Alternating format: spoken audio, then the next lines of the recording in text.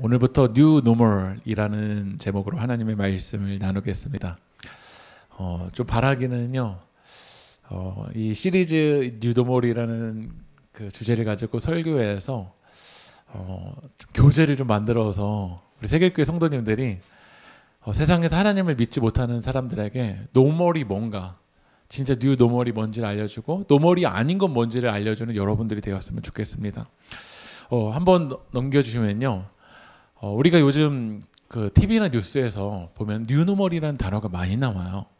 그 뉴 노멀이라는 뜻이 무슨 뜻이냐면 시대 변화에 따라서 새롭게 떠오르는 기준 또는 표준을 뜻하는 말입니다.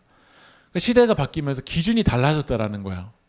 우리가 노멀하다라는 말은 정상적인 이라는 뜻이거든요. 전에는 이제 교회에서 예배를 드린 다음에 저도 어떻게 인사를 하냐면 악수하면서 인사를 했어요. 더 이제 친근하면 동성끼리는 안아주면서 인사를 했어요.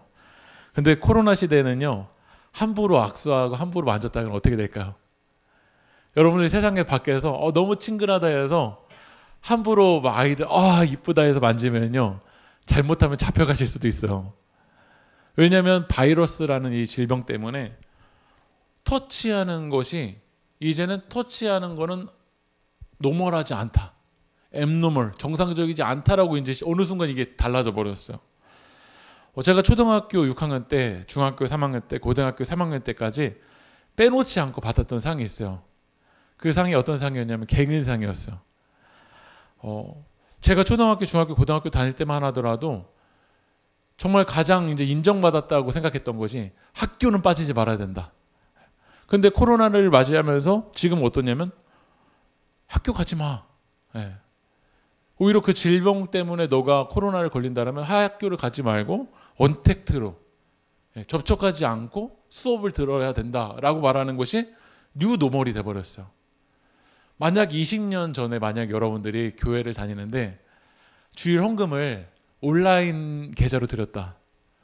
아마 20년 전에 목회를 하셨던 그 목사님의 그 인도함을 받으면서 여러분들이 신앙생활을 했다면 부르셨을 거예요. 이게 무슨 헌금이냐고. 근데 지금은 온라인으로 하나님께 헌금을 드려도 어떻죠? 지금 이 시대에는 교회를 못 오시는 분들도 있는데 온라인으로 하나님께 예물을 드리는 것도 괜찮지 라고 하는 그런 뉴 노멀의 시대를 맞았다라는 거야. 그런데 이렇게 시대가 바뀌면서, 환경이 바뀌면서 이제 뭐가 기준이고 뭐가 기준이 아닐까, 이게 이제 사람들이 헷갈리기 시작하는 것 같아요. 저는 이제 뉴 노멀이라는 이 말씀의 제목을 잡게 된 이유가 사울 시대를 마지막을 이제 하면서 이제 다윗의 시대를 하나님께서 열어주셨잖아요. 근데 성경에서 노멀, 이 세상에 정말 노멀이 뭐냐면 하나님의 말씀이 노멀입니다. 그럼 믿으십니까? 하나님의 법칙, 하나님 말씀이 우리에게 노멀, 기준을 우리에게 말씀해 주시잖아요. 성경을 이제 뭐라고 하냐면 캐논이라고 해요. 우리가 캐논 카메라라고 하잖아요. 이 캐논 카메라가 왜 이 캐논이라는 단어를 쓰냐면 정확하다라는 것이에요. 이 세상의 상황들은 계속 바뀌어요. 이게 정상이라고 했는데 어느 시간 지나가면 정상이 또 바뀌어요. 어느 순간 10년 지나가면 이게 또 바뀌어 있을 거야. 그런데 하나님의 말씀은 영원토록 변함이 없습니다. 여러분 믿으십니까? 그런데 그 노멀, 하나님의 말씀으로 우리에게 잣대를 들이대면 우리는 사울처럼 죄를 졌기 때문에 결국 어떻게 되는 거죠? 사울처럼 그냥 죽음으로 맞이하는 게 노멀, 이 율법이 말하는 거야. 그런데 예수님께서 우리를 위해서 십자가에 죽으심으로 사울 시대로 끝나는 것이 아니라 무슨 시대를 열어주냐면 다윗 시대를 열어주신 거야. 그리고 그 다윗의 후손에서 누가 태어나셨냐면 예수님이 태어나시잖아요. 그리고 예수님을 통해서 우리에게 생명의 시대를 열어주신 게 이게 뉴 노멀인 거야. 노멀로만 여러분들에게 접근하면 죄의 삭선 사망이기 때문에 죽음으로 끝나는 게 맞아요. 그런데 새로운 길을 열어주셨어요. 그 뉴 노멀이 누구냐면 바로 예수 그리스도예요. 한 말씀 읽어볼게요. 역대상 10장 14절 읽어볼까요? 시작. 그 나라를 이새의 아들 다윗에게 넘겨주었더라. 여호와께서 그를 죽이시고, 왜냐하면 죄를 지었으니까 죽이시고가 그게 노멀이에요. 근데 하나님께서 우리를 사랑하셔서 죽이시고만으로 끝나지 아니하시고 새 하늘과 새 땅, 새 시대를 열어주신 줄 믿습니다. 그게 바로 예수님께서 우리를 위해서 오신 그 복음이죠. 마태복음 12장 28절도 한번 읽어볼까요? 시작. 그러나 내가 하나님의 성령을 힘입어 귀신을 쫓아내는 것이면 하나님의 나라가 이미 너희에게 임하였느니라. 여러분들이 지금 성령을 힘입어서 귀신을 쫓아내면서 기도를 한다면 하나님 나라는 이미 어떻게 됐죠? 임했다라는 거야. 그러면 이제 우리는 어떤 시대를 살아야 될까요? 새 시대를 살아야 되고 하나님 나라의 시대를 살아야 되잖아요. 근데 지금 이 시대는요, 하나님 나라를 우리들이 살아야 되는데 하나님 나라가 이미 임했잖아요. 예수님 믿으면요. 근데 하나님 나라를 살아나지 않으려고 정상적이지 않은 게 정상적인 것처럼 살아가는 사람들이 너무나도 많은 것 같아요. 제가 방학을 하면서 재미있게 봤던 드라마가 있어요. 사진으로 보여주시면요. 혹시 여러분도 이 드라마 보시나요? 슬기로운 의사생활이라는 드라마인데 이 슬기로운 의사생활의 이 드라마에 나오는 인물들이 이인준, 안정원, 김준환, 양석형, 최성화 이 인물들이에요. 근데 다 40대인데 교수이면서 의사들이에요. 근데 제가 이 드라마를 보면서 별로 잘 안 울거든요. 제가 근데 이 드라마 보면서 1화, 2화 볼 때 막 눈물이 나는 거예요. 왜냐면 의사인데 인간의 냄새가 나요. 사랑이 넘치고 권력과 돈의 욕심도 갖지 않고 정말 한 사람 한 영혼을 너무 사랑하는 그 느낌을 제가 받을 때 감동이 되더라고요. 그러면서 이 의사들이 이 친구들인데 너무 친해요. 막 밴드 활동도 하고 막 놀기도 하고 인간 냄새들이 많이 나요. 근데 이 의사들이 진지할 때가 있어요. 언제 진지하냐면 환자가 와서 지금 그 사람의 상태가 어떤지를 진단할 때는요, 웃지 않아요. 수술을 할 때는요, 지금 이 정경호의 눈빛을 여러분 보시면 어떻죠? 그 환자의 상태를 진단할 때는요, 이 안경 안에 또 안경을 써서 지금 상태가 어떤지를 정밀하게 진단을 해요. 그리고 펠로우들, 이 교수를 도와주는 그 펠로우들, 인턴들이 실수를 하면은요, 그 수술의 현장에는요, 유머러스가 없어요. 소리치면서 지금 너 뭐 하는 거야? 왜 이 의사들이 수술하는 장면에 있어서는, 진단하는 장면에서는요, 막 큰 소리로 소리치면서 이렇게 냉정할까요? 수술은 한 사람을 살고 죽이는 문제이기 때문에 그래요.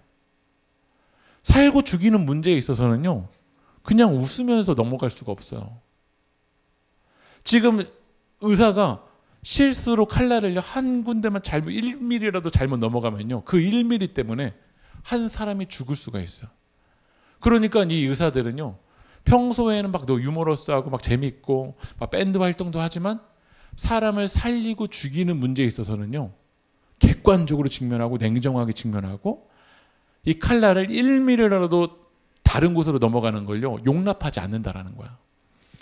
그렇다면 우리는 의사들도 이런 열정과 이런 에너지를 사용하는데 하나님을 믿는 우리들이 왜 무너지냐라는 거야. 하나님을 믿는 왜 우리들이 노멀하지 않은 거를 노멀인 것처럼 살아가고 있냐라는 거야. 요즘 우리가 이사야 큐티를 하고 있잖아요. 이사야에서 왜 이스라엘이 무너지는지를 정말 이게 적나라하게 이야기를 해요. 한 말씀 읽어볼까요? 이사야서 56장 10절 읽어보겠습니다. 시작. 이스라엘의 파수꾼들은 맹인이요 다 무지하여 벙어리 개들이라. 짖지 못하여 다 꿈꾸는 자들이요 누워있는 자들이요 잠자기를 좋아하는 자들이니. 오늘 이스라엘이 왜 무너지냐면요, 파수꾼이 맹인이라는 거야. 여러분, 파수꾼이 뭐냐면 경계하면서 지키는 자들이에요. 예를 들면 전쟁에 나왔잖아요. 지금 오늘 병수 선생님 저기 왔잖아요. 병수 선생님이 지금 어디에 있죠? 저 연천에서 지금 GOP에서 이제 근무를 하잖아요. 그럼 북한에서 넘어오면 저 군인들이 어떻게 대해줘야 되냐면요, 지금 전쟁 났다, 간첩들 지금 쳐들어왔다, 이 파수꾼들이 어떻게 되냐면요, 사이렌을 울리고 경보를 해줘야지 우리나라 사람들이 살 수가 있어요. 그런데 파수꾼들이 어떻게 하냐면 지금 이스라엘이 무너지는데 무너지는 것도 제대로 못 보는 거야.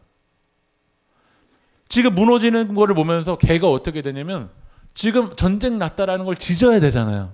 근데 짖지 않고 어떻게 하냐면 잠자고 있는 거야. 졸고 있는 거야. 한번 말씀 또 넘겨주실게요. 11절 읽어볼까요? 왜 안 보고 왜 졸고 있냐면 읽어볼까요? 시작. 하는 줄을 알지 못하는 자들이요 그들은 몰직한 목자들이라 다 제 길로 돌아가며 사람마다 자이익만 추구하며. 오늘 목회자들이, 영적인 지도자들이 지금 사이렌을 울려줘야 되는데 울리지 않는 거야. 왜냐하면 이 개들이 뭐가 심하죠? 탐욕이 심한 거야. 제가 냉정하게 한번 이야기해 볼게요. 우리 세길교회에 성도님 한 분이 오셨어요. 한 분이 오셨는데 부자예요, 부자. 얼마나 재산을 많이 가지고 있는지 100억대 부자인 거예요. 근데 그 100억대 부자이신 성도님이 주일 성수를 제대로 못하네요. 예배에 하나님께 집중을 못하네요. 뭔가 하나님 앞에 어긋나 있는 죄악된 모습들을 제가, 목회자인 제가 알았어요. 근데 제가 말을 해주면 그 성도님이 우리 세길교회 헌금을 많이 할 것 같은데, 만약에 제가 냉정하게 지져주면 지금 그렇게 신앙생활 하면은 영적으로 무너지는데요 라고 제가 냉정하게 이야기해주면 그 다음 주부터 어떨까요? 그 성도님이요. 냉정하게 이야기해주면 상처받아서 안 나올 수가 있잖아요. 그러니까 당시 이스라엘 백성들이 어떠냐면요, 영적으로 타락하고 있는데, 무너지고 있는데 목회자들이 말을 안 하는 거야. 왜냐하면 그 사람이 오면 교회 헌금 많이 할 것 같거든요. 교회에서 많은 도움을 줄 것 같거든요. 제사장들에게 많은 이익이 될 것 같거든요. 병원의 현장에서는 지금 잘못 나가고 있을 때 그 진단을요, 냉철하게 진단을 해줘요. 왜냐하면 살고 죽는 일이니까. 그런데 이스라엘이 무너질 때는요, 내 이익 때문에, 내 탐욕 때문에 영적인 지도자들이 냉정하게 이야기해 주지 않는 거야. 그러니까 막상 내 영혼이 죽어갈 때 이스라엘 백성들이 우상을 찾고 하나님 외에 다른 걸 찾는데 그것들이 살려주는지 한번 볼게요. 13절 읽어볼까요? 시작. 네가 부르짖을 때 네가 모은 우상들에게 너를 구원하게 하라. 그것들은 다 바람에 날려가겠고 기운에 불려갈 것이로되 나를 의뢰하는 자는 땅을 차지하겠고 나의 거룩한 산을 기업으로 얻으리라. 노멀하지 않은 걸 찾는데 결국 마지막에 때 부르짖을 때 그 우상들이 우리를 구원하는지 하나님께서 보라는 거야. 다 바람에 날려가는데 영적인 지도자들이 냉정하게 피드백을 주지 않는 거야. 예배가 무너져 있고 신앙이 무너져 있고 기도가 무너져 있고 하나님과 관계가 무너져 있는데 이걸 말하지 않는 거야. 왜냐하면 이익 때문에, 탐욕 때문에. 결국 성도들이 다 어떻게 되냐면 다 무너져 버리는 거야. 요즘 올림픽 기간이잖아요. 올림픽 기간에 그 김연경 선수가 엄청나게 막 화날 때가 있더라고요. 왜 화가 나냐면 심판이 어떠냐면 냉정하게 판단을 내리지 않는다고 생각할 때 어떠냐면 1점 때문에 어떻게 뭐가 왔다 갔다 하냐면 메달이 왔다 갔다 하잖아요. 그래서 승자를 위해서는요, 이 올림픽 경기에서는 누가 있냐면 심판이 있어요. 배구 경기 한 경기마다요, 심판이 한 명만 있는 게 아니에요. 부심이 저쪽에도 있고 이쪽에도 있고 이 선 넘어가나 안 넘어가나 봐요. 그리고 요즘에는요, 올림픽이 더 발달돼서 뭐까지 있냐면 VAR까지 있어요. 왜 VAR까지 있냐면 냉정하게 피드백을 해줘야 승자라고 인정을 해줄 수 있기 때문에 그래요. 올림픽도 냉정한데 병원도 냉정한데 우리 신앙생활만 너무 들이뭉실한 것 같아요. 하나님의 뜻이 아닌데도 그걸 말을 못해요. 하나님의 뜻대로 안 나가고 있는데도 그걸 피드백을 받으려고 하지 않아요. 그냥 좋은 게 좋은 거지 하면서만 우리들이 가고 있다는 거예요. 근데 우리가 살기 위해서는요, 이 코로나 시대, 이 위기 시대에 여러분들이 영원히 살기 위해서는요, 냉정하게 진단을 해야 돼요. 그냥 그럴듯한 이야기, 뭐 유머스러운 이야기, 그냥 재미난 이야기, 그걸 위해서 여러분들이 신앙생활을 하는 게 아니라 정말 냉정하게, 아, 이거 하나님의 뜻이 아닌데, 하나님의 뜻대로 안 가면 내 영혼 파괴되는데 이거를 우리가 CT 촬영을 해야 된다는 거야. 근데 그걸 하지 않고 넘어갈 땐 우리의 영혼은 파괴될 수 있다는 거야. 제가 올해 병원에서 이제 건강검진을 받으러 갔어요. 근데 건강검진 받으러 가서 먼저 뭘 하라고 하냐면요, 이 종이에다가 체크를 하래요. 뭘 체크하냐면 일주일에 술 몇 번 먹는지, 담배 피는지, 일주일에 운동 얼마나 하는지, 이런 부분들을 체크를 해요. 그리고 그 체크를 한 다음에 의사를 만나서 그 체크된 부분만을 보고 파악을 해준 다음에 그걸로 끝나지 않아요. 어디로 가냐면 엑스레이실로 가라는 거야. 엑스레이실로 가서 정확하게 찍어줘요. 초음파도 해줘요.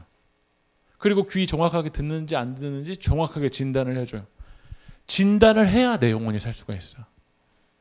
여러분들이 하나님의 말씀대로 가는 거, 우리들이 단순히 기분 좋아서만 가는 게 중요한 게 아니라 여러분들이 정확하게 진단을 해야, 내 영혼이 어디 있는지를 알아야 내 영혼이 살 수 있는 줄 믿습니다. 그럼 이 세상에서 가장 노멀하지 않는 게 뭘까요? 이 세상에서 정말 가장 노멀하지 않는 거. 로마서 5장 12절 한번 읽어보겠습니다. 시작.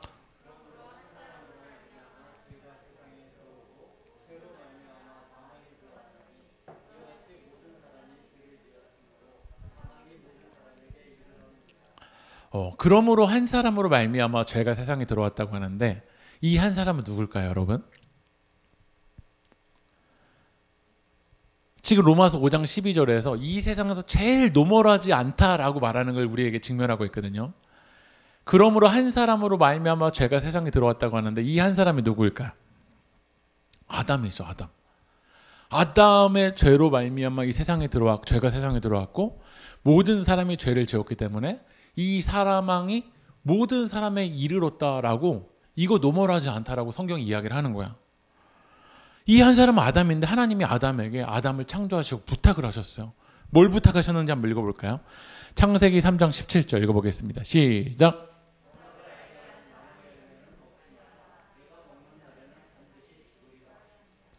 하나님이 뭘 부탁하셨냐면, 선악을 알게 하는 나무 열매는 먹지 마. 네가 먹는 날에는 반드시 죽는다라는 거야. 근데 여러분에게 물어볼게요. 왜 선악과를 따먹지 말라고 하실까요? 이 나무가 나무인데, 이 나무가 어떤 나무냐면 선악을 알게 하는 나무래요. 근데 이 선악이 누가 선악일까요? 선과 악의 기준이 누구일까요? 오직 선악의 기준은 하나님이시잖아요. 근데 우리가 선악과를 따먹는다라는 건 뭐냐면요, 하나님이 선과 악의 기준인데 내가 선악과를 따먹는다는 건 이제 하나님이 기준이 아니라, 하나님의 중심이 아니라 누가 중심이 되는 거냐면 내가 기준이 되는 거야. 이 세상에서 가장 노멀하지 않은 게 뭐냐면, 하나님이 기준인데 하나님의 기준을 따먹고 내가 기준이 되어서 판단을 내리는 게 뭐냐면 바로 선악과를 따먹는 거야. 아담이 선악과를 따먹는 거를 뭐라고 하냐면 원죄라고 말하잖아요. 근데 이 원죄를 사람들이 이렇게 생각해요. 가장 첫 번째 지은 죄. 가장 첫 번째 지은 죄를 원죄라고 생각하는데, 성경이 말하는 원죄는 영어로 말하면 오리지널 신이, 오리지널 신. 다시 말하면 근원적으로 우리가 무너지는 죄가 뭐냐라는 거야. 그러면 우리들이 생각할 때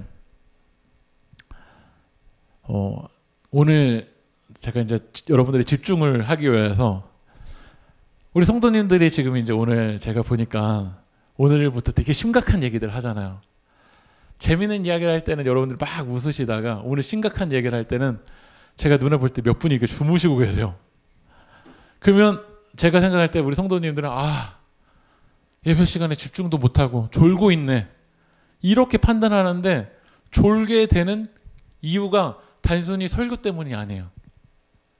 오늘 이 예배당까지 오기까지 여러분들의 상황이, 마음이 안 좋기도 했었고 건강 상태가 안 좋기도 하고 컨디션이 안 좋기 때문에 그래요. 그러니까 여러분들이 막 조는 것 때문에 제가 막 상처 안 받으니까, 그동안 잠 못 주무셨으면 여기서 주무셔도 괜찮아요. 주님의 품이니까. 근데 우리가 정말 정확하게 진단할 때는 뭐냐면, 나무가 사과 때문에 왜 이렇게 사과 이파리가 그래. 근데 결정적인 문제는 뭐냐면 뿌리가 썩어 있기 때문에 그래요. 뿌리가 왜 썩어 있냐면 선악과를 따먹었기 때문에요. 선악과를 따먹는 거 뭐냐면, 하나님이 우리 인생의 기준인데, 하나님이 선악인데, 선과 악을 판단하는 게 하나님인데, 그 선악과를 따먹으면서 내가 하나님처럼 되려고 하는 것이 바로 노멀하지 않다라는 거야. 한 말씀 읽어볼게요.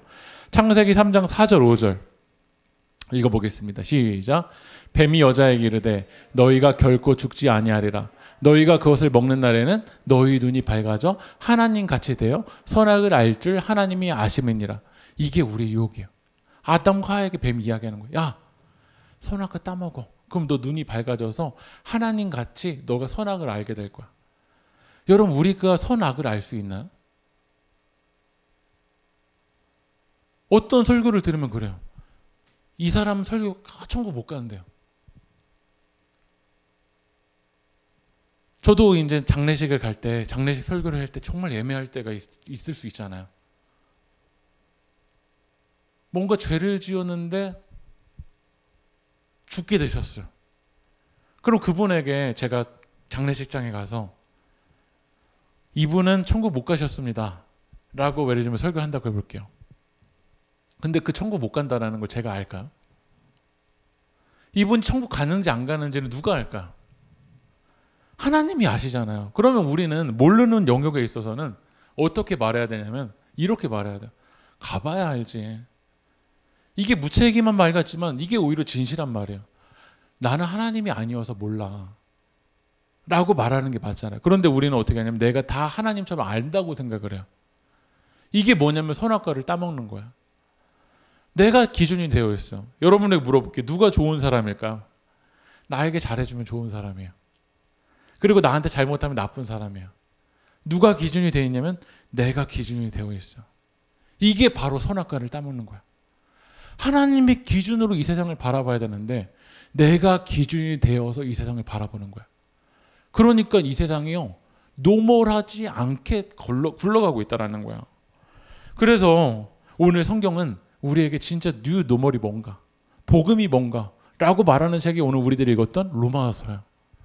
근데 여러분들이 병원에 가서 여러분들이 치료를 받기 위해서 뭐부터 할까요?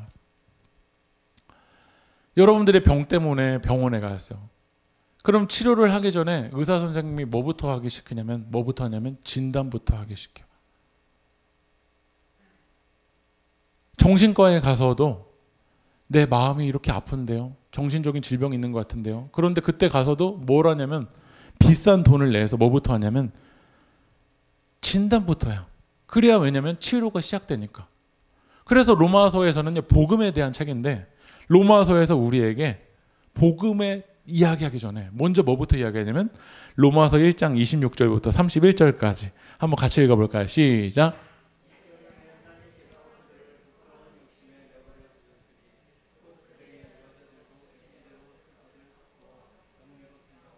그와 같이 남자들도 순리대로 여자 쓰기를 버리고 서로 향하여 음욕이 부릴 듯 하며 남자가 남자와 더불어 부끄러운 일을 행하여 그들의 그릇 때문에 상당한 보응을 그들 자신이 받았느니라. 또 넘겨주실까요? 또한 그들이 마음에 하나님 두기를 싫어하며 하나님께서 그들을 그 상실한 마음대로 내버려 두사 합당하지 못한 일을 하게 하셨으니 그 다음요 곧 모든 불의 추악 탐욕 악의가 가득한 자요 시기 살인 분쟁 사기 악독이 가득한 자요 수근수근하는 자요 비방하는 자요 하나님께서 미워하시는 자요 능욕하는 자요 교만한 자요 자랑하는 자요 악을 도모하는 자요 부모를 거역하는 자요 우매한 자요 배악하는 자요 무정한 자요 무자비한 자라. 오늘 성경에서 이 죄의 리스트들을 숨기지 않아요. 로마서 1장 26절로 다시 한번 넘어가 볼게요. 제가 하나씩 보면요. 하나님께서 그들을 부끄러운 욕심에 내버려 두는데 여자들도 순리대로 쓸 거를 바꾸어 영리로 쓴대요. 26절 이제 26절 27절에는요. 어떤 부분에 대해서 성경이 이야기하냐면 동성애에 대한 부분을 이야기를 해요. 또 넘어가 볼까요? 하나님 두기를 싫어하며 하나님께서 그들을 상실한 마음대로 내버려 두사 합당하지 못한 일을 하는데 합당하지 못한 일을 또 한번 넘어가면 뭐라고 하냐면 불의, 추악, 탐욕, 악의가 가득한 거, 시기, 살인, 분쟁, 사기, 악독이 가득한 거, 수근수근하는 거, 비방하는 거 이렇게 하나님이 미워하시는 이 죄의 리스트들을 성경은 어떻게 하냐면 숨기지 않고 직면한다라는 거야. 근데 우리가 병원에 가서는 내가 어떤 병인지 제대로 알고 싶은데 하나님을 떠나 있는 이 죄에 대해서는요 정확하게 진단을 안 해요. 건강에 대한 부분은 정확하게 여러분 진단하고 싶잖아요. 왜 비싼 돈을 내서 CT 촬영을 찍냐면 정확하게 내 몸을 진단하고 싶잖아요. 그래야 살 수 있으니까. 근데 영혼에 대해 있어서는 정확하게 진단을 하지 않고 넘어간다라는 거야. 그러니까 우리가 노멀한 인생이 되기 위해선 노멀하지 못한 게 뭔지 알아야 되는데 이거를 짚고 넘지 않기 때문에 우리의 인생이 그냥 계속 거기 안에서 그 죄의 사망의 어둠의 권세에서 계속해서 넘어가고 있다는 거야. 근데 로마서 1장에서는 어떤 이야기를 하냐면 이게 하나님을 믿지 않는 이방인들에 대한 죄의 리스트들이거든요. 이런 죄도 짓잖아. 예를 들면 이거예요. 교회 다니지 않는 사람들 오늘 주일날 예배 안 드리고 어디 가 있지? 그러면 예배 가운데 나온 여러분들은요, 이 말씀에 막 아멘 아멘 반응할 거야. 우리는 왜냐면 하나님께 나와서 예배를 드리고 있으니까.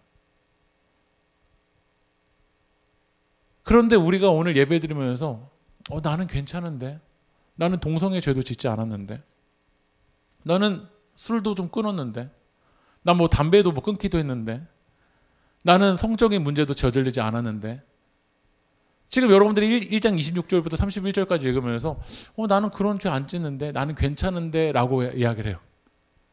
그런데 성경은 하나님을 믿는다고 말하는 사람들에게 있어서도 노멀하지 않은 죄에 대해서 이야기를 하는 거야. 로마서 2장 1절 한번 읽어볼까요? 시작. 로마서 2장 1절 한번 넘어줄게요. 로마서 2장 1절. 바로 앞 구절 있나요? 전선생 없으면은 제가 읽어드릴게요. 없어요. 예, 제가 읽어드릴게요. 그러므로 남을 판단하는 사람아, 누구를 막론하고 네가 핑계하지 못할 것은 남을 판단하는 것으로 네가 너를 정죄하매니 판단하는 네가 같은 일을 행함이라. 로마서 1장에서는 하나님을 믿지 않는 사람들 이런 죄 있지, 이런 죄 있지, 이런 죄 있지, 이런 죄 있지, 이런 죄 있지 이야기를 해요.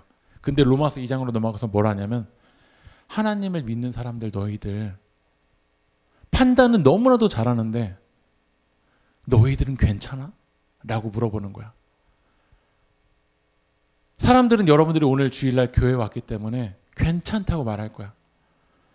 우리 집사님, 우리 권사님, 우리 전도사님, 목사님 그래도 하나님을 예배하기 위해서 이 코로나 시대 교회까지 왔네요 라고 말할 거야.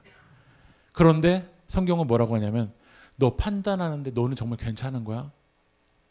왜냐하면 하나님은요 우리들을 외모만 보고선 이야기하지 아니하시고 11절 로마서 2장 11절 다시 한번 읽어볼게요.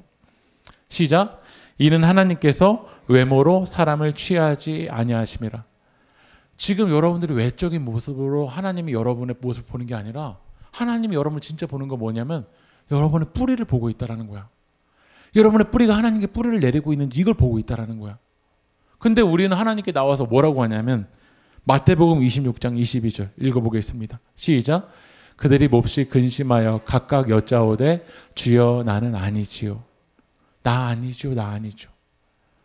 다시 슬기로운 의사생활로 가면요. 제가 슬기로운 의사생활 드라마를 보면서 제일 치료되기 힘든 환자의 부류가 있어요. 뭔지 아세요? 병원 오기 전에 인터넷에서 잡지식들이 많은 거야. 인터넷에 요즘 하면은 네이버에서 막 댓글에 누가 이렇게 달아주잖아요. 의사 앞에 왔는데 뭐라고 하냐면 선생님 저 이거 괜찮죠? 저 이런 약 먹으면 되는 거죠? 저 이런 거 하면 되는 거 아닌가요? 라고 말한다라는 거야. 저도 목회를 하면서 누가 오히려 제일 낫냐면요. 하나님 앞에 자복하고 저는 죄인입니다. 전 연약합니다. 하나님 실수했습니다. 하나님 은혜를 구합니다. 라고 하나님 바짝 엎드리는 사람이요. 오히려 변화되기가 쉬워요. 오늘 어린 예배 때 9시 50분에 제가 저 뒤에서 예배를 드리거든요. 예배 아이들 예배 드릴 때 어떻게 예배 드리는 줄 아세요? 채린이랑 하이랑 도준이 막 떠들면서 예배 드려요. 율동하면서 예배 드려요. 근데 오히려 얘네들이 변화되기 쉬워요. 근데 우리들은 지금 여러분들이 막 딴짓하면서 돌아다니시면서 예배 드리시는 분 아무도 없어요. 근데 누가 변화되기 어려운 줄 아세요? 하나님 다 잘 믿는다고 박사가 되어주신 분들이 정말 제일 어려워요. 최근에 감리교 안에서도 엄청나게 심각한 이 죄의 문제가 터졌어요. 어떤 문제가 터졌냐면 한 교회에서 막 동성애에 대한 막 운동을 벌였어요. 저는 동성애에 대한 이야기를 아주 가끔 하지만 한 교회에서 동성애에 대한 막 운동을 벌였어요. 그러니까 동성애에 대한 운동을 벌이니까 그 교회 사람들이요 엄청나게 많이 몰려들었어요. 그래서 와 우리는 괜찮다. 우리는 동성애에 대한 죄를 지적하고 우리는 살아있는 교회다 라고 막 진짜 이 정죄감에 사로잡혀서 사람들이 막 몰려들었어요. 엄청 뜨거웠어요. 근데 그 목사님이 한순간에 신방전도사님이랑 죄를 지어서 한순간에 그냥 막 무너져 버렸어요. 교회가 막 오열돼 버렸어요. 갈라져 버리고 나눠져 버렸어요. 누군가를 지적하기 전에 나를 봐야 되잖아요. 근데 우리는 뭐냐면 로마서 1장처럼 동성애제 막 하고 시기하는 죄 막 하고 성적으로 넘어가 있는 죄 막 하고, 그런데 정작 나는 CT 촬영을 하지 않고 의사 선생님 앞에 나갔는데 선생님 이건 이런 거 아니에요? 저건 저런 거 아니에요? 자기 잡지식을 가지고 계속 판단하고 있는 거야. 그러니까 어떠냐면 변화가 되지가 않는 거야. 이게 저에게도 마찬가지인 것 같아요. 제가 대학교 때 새벽 기도를 열심히 다녔던 적이 있었어요. 새벽 기도를 열심히 막 다녔는데 기숙사에서 이제 제 새벽 기도를 갔다가 이제 그 기숙사로 돌아왔는데 제 신학생 친구들이나 선후배들이요, 아침이 됐는데 뭐 하고 있냐면 다 자고 있는 거예요. 그러면서 제가 어떤 마음을 갖게 됐냐면, 진짜 이러니까 한국교회가 썩지. 기도하지 않고 아침이 되었는데도 이렇게 자고 있으니까 막 썩지 라고 막 제가 막 비난을 하고 막 정죄하고 판단하고 있는 거야. 근데 새벽기도 갔다 와서 저는 막상 일상에서는 어떻게 하고 있냐면 아침 11시에 막 공부하면서 열람실에서 제가 막 졸고 있는 거야. 아침 9시에 일어난 친구는 오히려 공부를 열심히 하고 있는데 새벽에 새벽기도 갔다 온 저는요, 아침 11시에 막 졸고선 있는 거야. 그러니까 저는 새벽기도 갔다 왔다라는 것에 거기에 숨어버려서 정작 제 삶이 무너져 있는 거는 바라보지 못하고 있는 거야. 그런데 로마서에서 성경이 이야기하는 거야. 하나님을 믿지 않는 사람들에게만 너가 잣대를 들이지 말고 너는 하나님의 말씀에 잣대를 들이대면 너는 어떻게 서 있는데? 라고 이야기를 하는 거야. 근데 제가 오늘 이 시간 여러분들에게 불편하게 계속해서 죄에 대한 이야기를 하는 이유가 있어요. 한번 기독교의 기본 진리 존 스토트라는 책에서 이렇게 얘기를 해요. 같이 한번 읽어볼까요? 시작. 폭로한 것은 단 한 가지 목적 때문이다. 즉 우리에게 예수 그리스도가 필요하는 사실을 이해시켜 그리스도가 주시는 것을 이해하고 받아들일 수 있게 준비시키려는 것이다. 믿음은 필요해서 생긴다. 그리스도가 필요하다고 느끼지 결코 영접하지 않을 것이다. 우리가 죄를 계속해서 폭로해야 되는 이유가 있어. 그건 뭐냐면 내가 죄인인 걸 인정해야 누가 필요하냐면 예수님 필요한 거야. 의사 선생님 앞에 갔는데도 내가 박사가 되어서 의사 선생님을 가르치고 있으면 의사 선생님을 통해서 치유는 일어나지 않더라고요. 어떨 때 치유와 어떨 때 기적이 일어나냐면 저는 연약합니다. 저는 부족합니다. 그래서 의사 선생님이 필요합니다 라는 걸 인정할 때 여러분 안에 회복과 역사가 일어난다는 거야. 오늘 우리들이 찬양했어요. 날이 저물어 갈 때, 그때가 어느 때죠? 날이 저물어 갈 때라는 걸 인정해야 그때가 하나님이 일하실 때야. 근데 우리는 아직 인정 안 해요. 나는 날이 저물지 않았어. 아직도 내가 할 옵션들이 많아. 그때는 어느 때냐면 아직도 하나님이 일하실 때가 아니라 하나님 나라가 네 뉴몰로 살아가는 게 아니라 아직도 내 나라, 내 생각, 내 기준, 선악과를 따먹은 내 생각으로 살아가는 게 바로 우리들의 시대라는 거야. 그런데 탕자가 언제 아버지께 돌아가냐면 누가복음 15장 18절부터 22절 읽어보겠습니다. 시작. 내가 일어나 아버지께 가서 이르기를 아버지 내가 하늘 아버지께 죄를 지었사오니 지금부터는 아버지의 아들이라 일컬음을 감당하지 못하겠나이다. 나를 품꾼의 하나로 보소서 하리라 하고 이에 일어나 아버지께로 돌아가니라. 언제 아버지께로 돌아가냐면 아버지 내가 하늘과 아버지께 죄를 지었습니다 라고 인정할 때 아버지께로 돌아갑니다. 오늘 이 시간 여러분들이 하나님의 영이 성경이 여러분의 죄를 폭로합니다.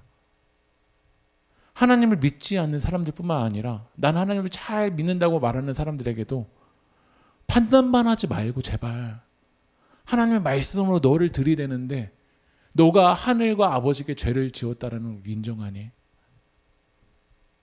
이 고백이 나오지 않는 이상 우리는 아버지께 돌아가지 않는다라는 거야. 창세기 4장 26절 같이 한번 읽어볼까요? 시작.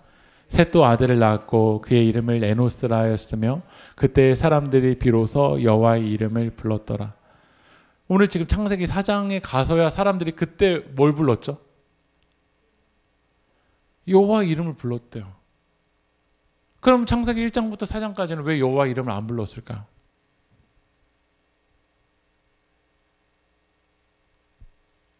비로소 이제 여호와의 이름을 부른대요. 여러분들의 인생에서도 여호와의 이름을 왜 우리는 창세기 4장 26절까지 왜 안 불렀을까요? 에노스라는 이름의 뜻이 무슨 뜻이냐면 같이 읽어볼까요? 죽을 수밖에 없는 존재. 여러분 에노스가요, 나는 죽을 수밖에 없는 존재란 뜻이에요. 그때 누구를 부르냐면 여호와의 이름을 부르더라고요. 저희 집에서 도준이가 언제 아빠를 부르냐면요, 손에 책장 위에서 자기 힘으로 막 달 수 있을 때, 의자 밟고 올라갈 수 있을 때는 아빠를 안 불러요. 근데 의자를 밟고 올라도 안 잡힐 땐 누굴 부르냐면요, 아빠의 이름을 부르더라고요. 아빠, 이거 위에 있는 거 꺼내줘 라고 부르더라고요. 언제 우리가 하나님의 이름을 진짜 부르냐면 에노스, 저는 죽을 수밖에 없는 존재입니다. 저는 연약합니다. 하나님이 도와주시지 아니하면 한 발자국도 걸어갈 수가 없습니다. 찬양하실까요?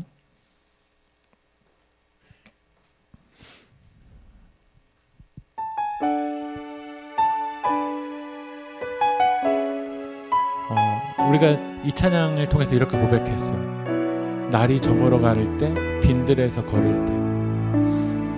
여러분들 생각할 때 날이 저물고 빈들이라는 건 아무리 소망이 없잖아요. 근데 탕자가 언제 아버지께로 돌아가냐면, 내가 지금 저물어 갔다, 아버지와 하늘께 죄를 지었다라는 걸 인정할 때 그때 아버지께로 돌아가더라고요.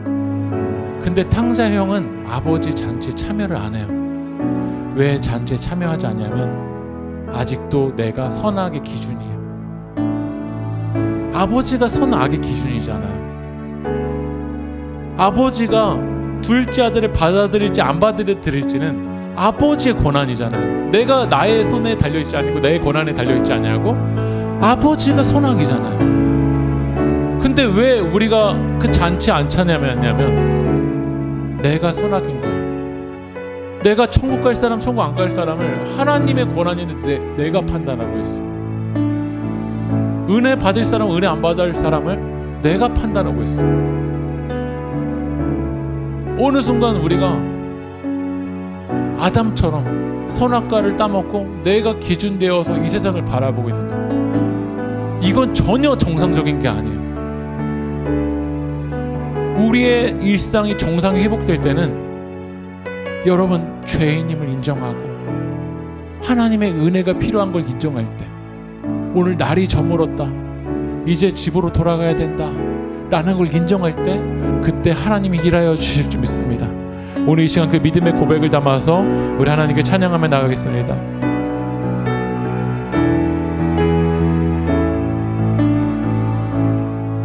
날이 저물어 갈 때, 빈들에서 걸을 때, 그때가 하나님의 때.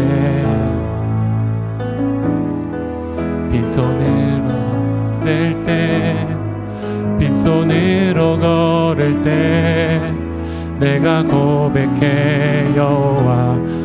우리 처음부터 찬양하겠습니다. 날이 저물어 갈 때, 빈들에서 걸을 때, 그때가 하나님의 때. 내 힘으로 안 될 때, 빈손으로 걸을 때 내가 고백해 여호와 이래. 주가 일하시네, 주가 일하시네, 주께 아끼지 않는 자에게 주가 일하시네. 주가 일하시네. 신뢰하며 걷는 자에게. 우리 참 기도합시다.